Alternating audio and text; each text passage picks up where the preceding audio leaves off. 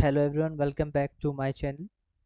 In today's video I am going to show you how we can insert a bulk Excel data into the database tables with the help of stored procedures.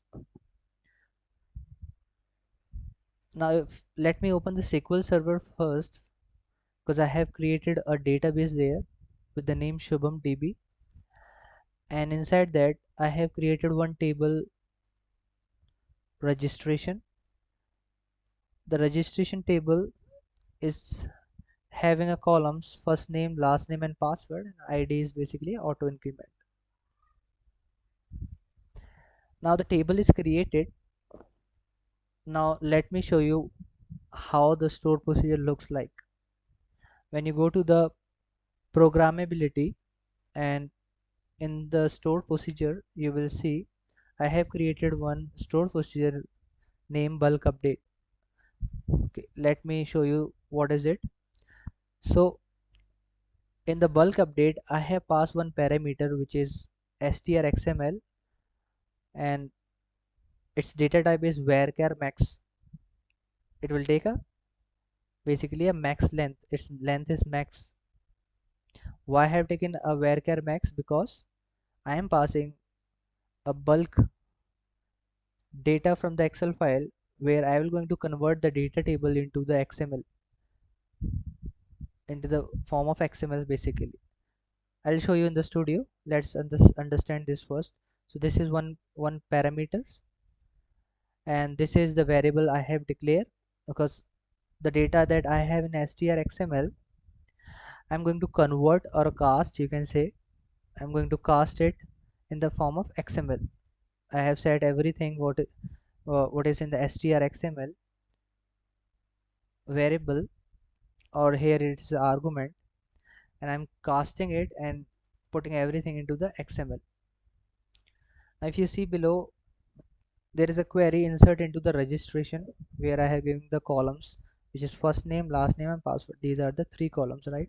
And ID is auto increment, so I have not used the ID here.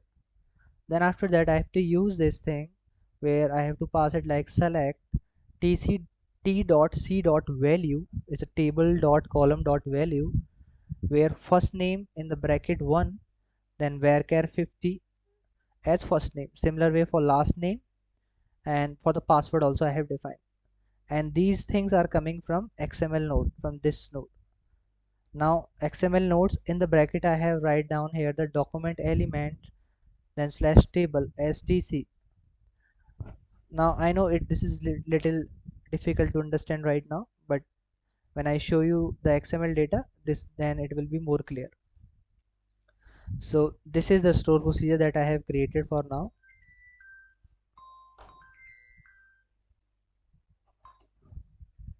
Now instead of Excel file I am using a data table. You can also use a Excel file. Anyways, I need a DT basically. Now I have created a build data table and stored everything into the input data. After that I have used an invoke code, and if you go to the edit argument, I am passing this input data inside the this in underscore input data, and I'm getting a basically XML data in the form of string. For now it is in the form of string. For that, what I have done here, if you see, I have created dim.str as a new memory stream, and then this is my data table, right? In input data which have all the data, and right, and then dot write XML, I put this memory stream here, and then I have to pass another parameter which is as a true. Then you have to write down as a str.seek, then 0, then comma, then another parameter as seek origin dot begin. After that you have to write down dim. It means basically I am creating a new stream reader here. Now dim sr as a new stream reader, I am passing str to this stream reader. At the end what I am doing, I have created one. Okay, I don't need this actually, let me delete it. What I have done at the end, I am just read everything which is in the sr or a stream reader till the end. Read to end, basically it will read all the data till the end, and putting all information into the out XML data, which is of a string type. Okay, let me comment this for now just to show you what is the data it is coming, like how it exactly looking. So if you see here, I have some of the records, like 3 records I have, right? And 3 records with 3 columns. I go to the output. This is my XML generated.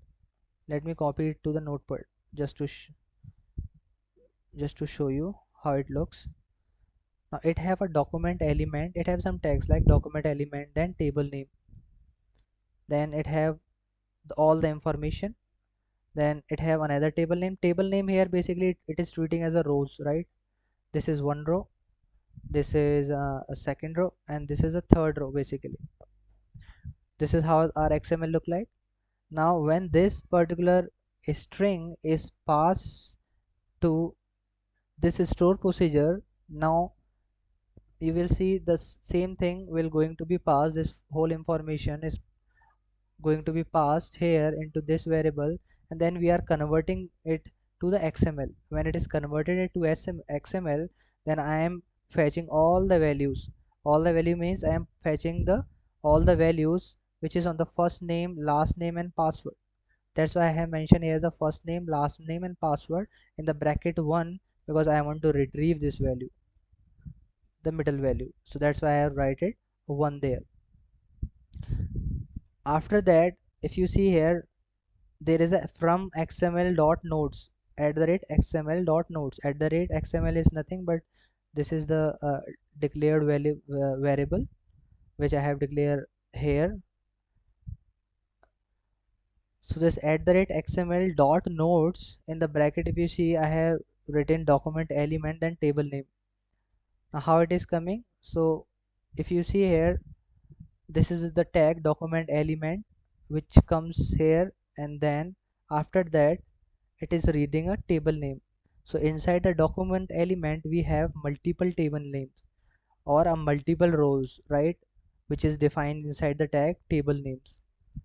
So it read everything, one it selects everything and then insert into the database. This query will going to help to insert into the database. Okay, now coming back to the studio, hope this is clear. I have used a basically an execute non-query type. It is execute non-query type which will going to insert all the data with the help of store procedure. So what I have done here, I have just passed the same name of the store procedure, which is sp bulk update. When you go to the properties of it, you will see it. I have passed the parameter which is strxml. So this strxml I have passed here and passing all XML data to it. XML data in the form of string I am passing to the varchar. Basically this is the varchar in the store procedure. Now one more thing you have to change is command type. So you have to change the command type as a store procedure because we are using a store procedure here. After and yeah, one more thing. So for now I have configured it here. What you have to do for configuration, just click on the configuration button, then connection wizard, you have to select a data source and data provider will be SQL Server. Then server name you have to write down, like my server name is this is my server name.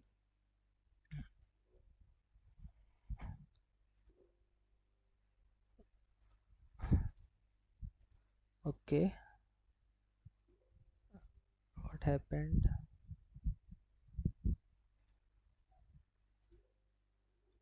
Something is wrong. Okay, this is here. That's why it is not allowing me to click here because this pop-up is open. Now server name you have to put here and then refresh it. Once you refresh it, okay, it's still refreshing. Once you refresh it, you will see all the database coming down below. This will help you to create a query. Basically it is already created for me, but just I'm showing you how you can create it. Now you have to click on Shubham DB because this is our DB. You can also test the connection. Now it is succeed. You have to click on the OK button. Now you will see this query is generated here. Now you have to click on the OK button. Now if I'm going to run this process,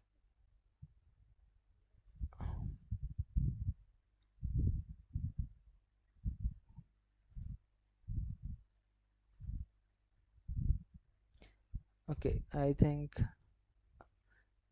it is completed. Let's see the table data. You see all the records comes here in a one go with the help of store procedure.